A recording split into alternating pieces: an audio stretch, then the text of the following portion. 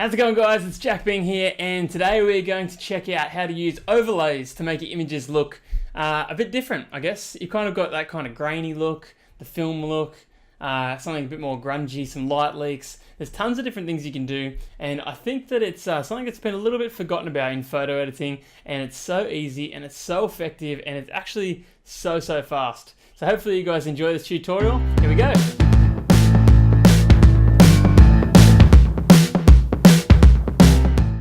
Alright, so I've got this image here, and like I said before, it's super easy, and I actually think it's something that's been a little bit forgotten about when it comes to Photoshop editing. Now, when you're looking for overlays on the internet, jump on Google, find any kind of Getty images, anything like that where you can find some images, and this is kind of what you're looking for. So firstly, this is the image I've got here to use. I did a bit of a color adjusting on it just because I thought I could make it look a bit nicer. Now, overlays, this is what we've got here.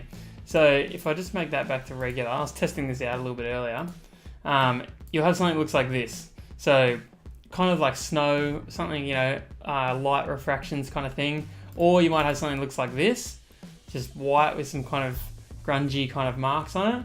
Or same, I'll just put this one back here. Or you might have something that looks like this, like a bit of a light leak. But they're always, you'll find almost all black or all white. With something on them. So they look, not bad, but they don't look like anything on their own. But this is the kind of thing you want to look out for. So what you're doing is you're actually blending this image with the other one, which is this one, to try and kind of give it a little bit more depth or give it a new texture or give it a different look. So what we're going to do is, I'll show you a couple. Firstly, I'll enable this one here. And what you do to choose that blend is you've got this kind of little thing here, this normal. That's the blend mode that you're choosing. So obviously it's on normal at the moment. If I highlight it, I can actually flick through a couple of the different ones and you'll see it change up there. Multiply, color burn, linear burn. Now not much is changing because these are actually going through the ones that I'll show you later, where if your background is predominantly white, you want to darken it. If it's dark, you want to lighten it. So this one's light in here, and you'll see all of a sudden you've gotten rid of that background. Now you can see those light leaks in there. There's a couple of different ones. Screen now, so that's a different way. You can see that kind of rainbows in there. And there's a heap of different options, so it's worth going through and going, that's the one I'm looking for. I might go with screen for this one, and then you see it and you think, yeah, it's pretty much right what I'm thinking. I might make it a little bit larger, so just make it a bit bigger, like that. And for this one as well, I'm going to turn the opacity down just a little bit, so it isn't as obvious that you've kind of got something there. It's kind of a bit more subtle, but those little subtle changes make a big difference. Now, we'll add another one to it as well, just for the example. We'll use this snow kind of one that we had here before. So it's a dark background, like I said, so what you're going to do is go down here to lighten, and you'll see it gets rid of all that dark, all that black. And then if you look through a couple of them, you'll see the screen shows even more, maybe a bit too much for this one. The color dodge, all these different things, they do all sorts of different crazy effects, and it's worth going through and having a look at all of them. That's the main thing, is that it's worth kind of working it out for yourself. So I'm going to go back to just the plain old lighten one. You've got all these little flecks through here. I'll bring it back down a bit so it's a bit more subtle again, just like that. I'm going to put it under that other light leak. And yeah, let's add this third one as well, just because we're here. This one you'll see is predominantly white in background, not black. So rather than go lighten, when you'll see if I lighten this one, it's getting rid of the tiny little black marks. You want to do the opposite of that. So what you want to do is actually darken it. Now, this one's a funny example because sometimes you want to put dark shapes on your image like this, but most of the time what you want to add is actually light. So what you can do is another one which is down the bottom here called divide, and you're going to get a lighter look. So you're going to get that kind of grungy, filmy kind of look.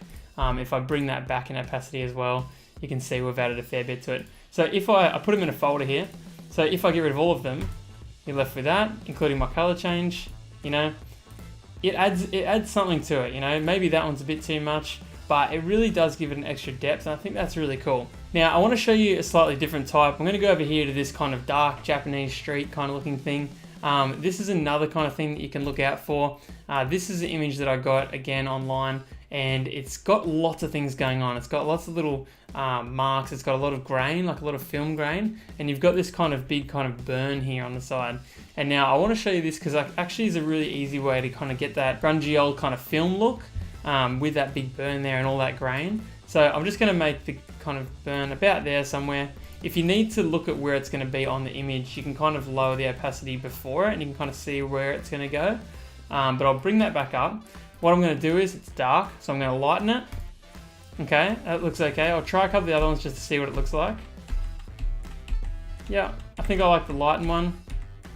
Yeah, I think that's really cool. It's very intense, so what I'm actually going to do is I'm going to bring it right back down here to this, maybe about there kind of thing. And yeah, I think that's really cool. I actually really like that.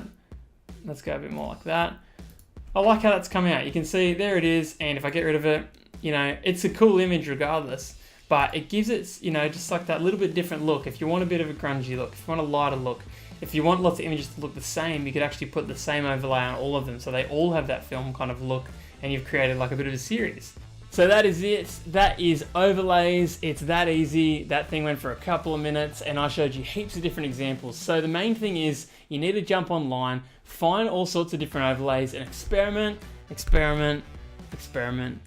try lots of different things and see how you end up. You can get some super crazy and really cool looking looks to your images. And I think it's super unique and cool. So if you guys like this video, subscribe, join the fam, actually like it by clicking the button, because YouTube doesn't know if you just like it, you have to tell it.